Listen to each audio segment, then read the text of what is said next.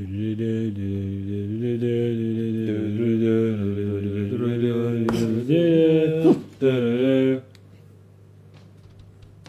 yeah, I'm brilliant. Yes. Oh, yeah, I forgot. Welcome to another episode of Touch My Clock. Today we're going to talk about gadgets, which is why, as you can see, we're in super James Bond mood. Because if you're a spy, you want to wear black, so that way you can't Everyone be knows. seen at night time. And you want to wear a leather jacket that does a lot of noise when you move. Very smart. Smart. So that's what we're going to do today. We're going to talk about gadgets, watch gadgets. Let's see if actually we have the knowledge that we say we do. Which we don't. We don't. I think this will be a short episode to just cover a couple of gadgets that we personally own. Yeah. I know there's a lot of gadgets that I want to buy in the future, but for now, these are the ones we have. So, while we're doing this, do remember to like, subscribe and Buy Timegrapher. there we go. Right, so let's talk about gadgets. Oh, Dad, you got a lot of his stuff here. Would you like to start with something? Well, You've got like 4 of them. there is the super James Bond gadget, which is the absolute master key. This is the key to every single pocket watch you can wind. Always very useful to have in the bottom. are you wearing a pocket watch at the moment? No. What are you wearing at the moment? That's a good point. We should do a watch check. Yeah, how smooth was that? Sorry. So I'm actually wearing my Jump Hour Gikota. I absolutely love this watch, which just proves that what TouchMyClock is all around is affordable horology. This watch here is mimicked on an old pocket watch, and it's got that beautiful polished dial to give it the sense of enamel, and it's a seagull jumping movement. And that one is number one of 500, so quite unique. But that's really one of 50. So only 50 were made, and that's Super number limited. one. How Even cool is more that? limited. So they make a new range. And you know they started doing this I think in 2019. It's Gikota, a British watch brand, but in a lovely sort of rose gold stainless steel on the outside. Really nice watch, very affordable. You know, even new these were 300-400. So I know this is kind of quite a unique one, but just shows you that you can have some really fun and beautiful watches at a very affordable price. What do you think, Eliot? I think it's quite nice, actually. I really like it. For me, this is the best Gikota Yeah. homage or inspiration I've Yeah, seen. I really like it, to be honest. I don't know why the buckle's rose gold on the watches. Oh no, it is rose. Sorry, I said nothing. Ignore that. Cut that. Clip. Yeah, I think it's really nice. Very I love legible, one-handers. very legible. You know, I love the one-handers. detail, even on a sort of watch like this. You know, the blued hands, Yeah. where they blued the metal. You know, the enamel piece. That lovely sort of bright red number coming up there. So easy. to Yeah, watch. I love brands when they release things like this where you can have Very fun and that you can have something different for an affordable price. And you don't have to spend 10 grand to get, dead heavy watch. You can just buy something that's cool. Yeah, I was looking at talking about like older looking watches. I was looking at Esker watches because Esker watches used to use the same enamel workers that Patek used to use, and so you can find some beautiful watches that look like they were made from Patek at a 10 for the price, even Pretty maybe cool. 100 for the price. Awesome. Pretty cool. Bring it back. So let's go to Max. Can you tell us what horrendous piece of watch you're wearing today? If this was a James Bond watch competition, I think this is probably the top one because James Bond, all of his gadgets and tools always have something you open, you can twist, you can Santa Bond. And this one, I can open up. Wow. It's a snow globe that we presented in the £50 eBay challenge, and quite simply, it's a Christmas watch from Swatch that is hidden by a snow globe. Very good. Very cool. Wrong episode, but very cool. Myself, nothing really special, but because we're James Bond today, all full black, I decided to wear full black Seiko World Time. So there's not much to it. It's just PVD coating. I think it's really cool. It's unique to have a watch that's actually in full black. There's not many watches like that. So every time I wear it, people give compliments. I'm actually bidding on a full black watch at the moment. I'm really hoping I get it. There you go. So that's pretty cool. See in the next episode if I do. All right, so now that I to the completely toys! ruined the presentation, let's go back to it. So Back you to the said you toys. had keys. So There we the go. master key that opens everything. But actually, you know what? The most useful gadget I have is this. It's the UV light. And the wonderful thing of this is you can just put it onto your watch and just see what the UV coverage Actually, is. you might be able to And see it. pretty stunning. Very, very reasonably priced. Perfect, non-expensive gift, but really, really useful. You just see the loom coming up. And then this, of course, we've seen before. This is just King Tetra measuring tool. I've never seen it.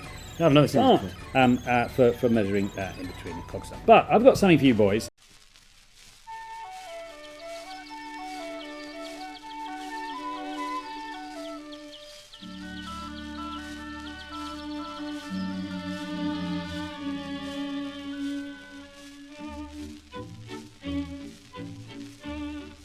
and we're going to have a little bit of a quiz here. Do you know what this is? And I'll give you a clue. It's a thing. Is that a movement holder? Movement holder. Move pins in a bracelet? Pin bracelet removal holder, and Max. I don't know. I don't know. I don't even know what this is for. Aha! I bet it opens up as well. It does open up. So this is a thing. It's actually called a depth thing. And the depth thing is that you can measure the distance between the wheel and the pinion to make sure that they mesh well, and you can put one on each of those, and as it turns around you can just make sure that they're going there. A depth thing. You use this every day, right? Every single household should have a thing, particularly a depth thing. The most fun gadget I've ever seen. And these are great little collector pieces. Pretty cool. That's quite cool. At some point, we will be collecting every single tool Watchmaker has without understanding the very basic fundamentals of how to make a watch. We don't understand. We're plastic fans, basically. Basically. Yeah. We're like accumulating things. Right, Yeah. awesome. So, Max, what do you have to? So, this is actually not mine. I don't really own too many tools. This is, I believe, Jason's, and this is Eliot's. And these are demagnetizers.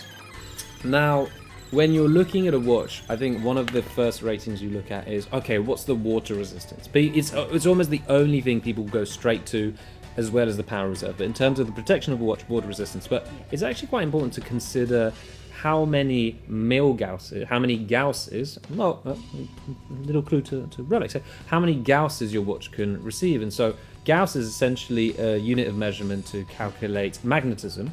And if you leave your watch, let's say, next to a TV or next to a microwave, etc., Fridge. or speakers. you can have your Airport watch security. demagnetized, which basically means it will just Well, it will get deregulate. magnetized. It will get demagnetized and it will will get run. magnetized. And So it that's won't, why you put it in a and it won't keep demagnetized. time particularly well. Because it will get magnetized. And for a very small fee in this machine, But the idea was there. it will fix it in a Yeah. nanosecond. Very Yeah. cheaply and very effectively, perfect with old vintage watches. The first thing you can do when you get a vintage watch and it's running badly, or a watch that you think is running badly, is just put it on the demagnetizer. Because that might have just been that. That might just be the error. It's just that. And the way to do it is, so these are two different devices to do it at.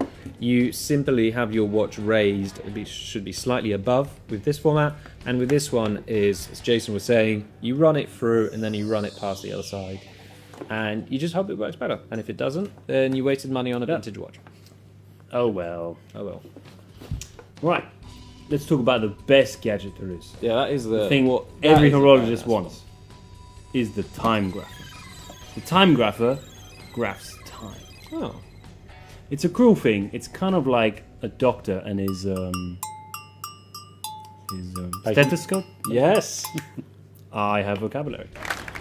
So this is basically like the stethoscope for a watchmaker. This listens to the watch. You put it on this stand right here, and it will give readings from everything from its timekeeping it's keeping during the day, the amplitude of the movement, the beat error, and I'm going to show you this now. So let's take a watch that is not going to show very good values because it's a Seiko, and let's put it on, and I will show you what all of the values mean.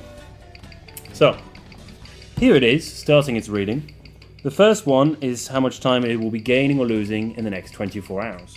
So here you can see it gave a first reading of -16, second reading of -27. So then at some point, if you let it run for about 30 seconds or so, it's going to give you about a more or less of a good reading of how it's going to be. It will change depending on the angle the watch is. So on this stand you can actually change the angle. So some watches are regulated for all angles, and some are regulated only for one. And this will depend also if you're wearing on your left-hand wrist or your right-hand wrist. So that's how you know you have a good watch. From all angles, it works really well. So when you see a watch being accredited, whether it's Metas or COSC, and they talk about positions, that's really what they're talking about, is the position of the watch and how that's actually being measured. There you go. So second one we have is the amplitude of the watch. The amplitude is on the balance wheel. It will swing. That's what you hear, the tick-tock. It goes left and then it goes right. That just shows you how much of a degree it's actually going. Most Swiss watches that are doing quite well are around the 300 degrees mark. And some lower end Seikos will be, as you can see here, some Seikos usually are the lower 200s.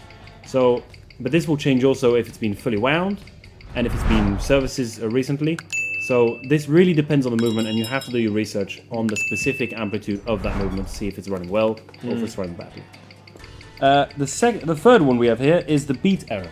What the beat error is, so on the man's wheel, it's going to turn left and then it's going to turn right. It should turn the same amount of distance clockwise and anti-clockwise.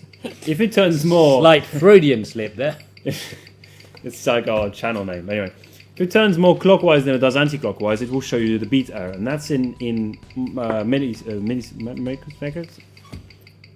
And you took the piss out of me because I accidentally said magnetizer, not demagnetizer. Anyway, you see what I mean. So if the distance is more if it goes more clockwise than anti-clockwise or the other way around, it's going to show you now the beat error. You want it generally to be under 0.4. So if you can see there, it's not under 0.4. What's the... How much is it? It's 2.2, which means it needs to be serviced. Seiko, so I'm not going to do that. And the last one is just how many beats you get per hour. So if it's 21,600 for low ends, higher ends will be around 36,000 for high beats. And that you could just get a reading of how it is. Oh, you want me to stop it? That's cool. So from your experience, at what point do you think a watch is nearly unwearable? If you were to put it on a Timegrapher, if it's past, what are you looking at? Are you looking at everything, the amplitude? For me, I really look on the timekeeping. If the beat error is very, very large, you know you're going to have... It's just going to come with its accuracy. So if the beat error is really bad, the accuracy is just going to be bad as well. So I kind of look at a bit of everything, but usually the accuracy will give you a telltale sign. And also it depends what I'm buying. So if it's a brand new, if it's an Omega that I have or it's a Yema, I'm going to want the timekeeping to be quite good. If I'm buying a vintage watch just for the fun of it and it's doing minus 1 minute a day, I don't think I'll bother. Yeah. So there you go. That's my gadget. That's awesome. I want to buy one. How expensive is it? I think they're about 100 pounds. 150. 150. 150. Within that range. That's really cool. That's that. So that was my Available on my eBay, gadget. Amazon. Yeah. You AliExpress. You got something cool there. What was this? What was This that? last one. What's this? This one, fundamentally, but when you're dealing with tiny parts or tiny batteries and knowing what it is, you literally just wonderful magnifying glass, and you can even light it up with a light on there. So if you can find it. if you're an old man like me, how fantastic! You can see what's going on, and you've got a whole range of different lenses, so you can choose different thicknesses, but depending on what you are looking at. Quite useful. It's quite nice because usually in watchmaking kits they give you loops. You know, you have to like attach them to your eye and really hold it. Some watchmakers Not also have a holder so that it goes around. But this is nice. It's a hands-free version. This is very, very Easy way of comfortable. It doing does come with the straps. You can wear it with a strap around your head like a head. Yeah, exactly. But this actually is really, really, really easy to use. I find those in the goggles, you for a short period of time, it really hurts. So And when you this get one old can wear like for a this while. guy, you can start reading books with this. You could probably also go shooting. Sunday with it. Times. If you go shooting, Olympic shooting, they always have that headgear. Unless you're the Turkish second row, the Turkish then you don't need Turkish it. guy. Yeah, Then you absolutely. don't need it. Yeah. You just need a pair of Just glasses. So there you go. That was generally the gadgets we have and what we really use day to day. If you have any gadgets that you use or you think we should be talking about, let us know in the comments. Yeah. Don't forget to Like. Subscribe! and buy Timegrapher. Bye.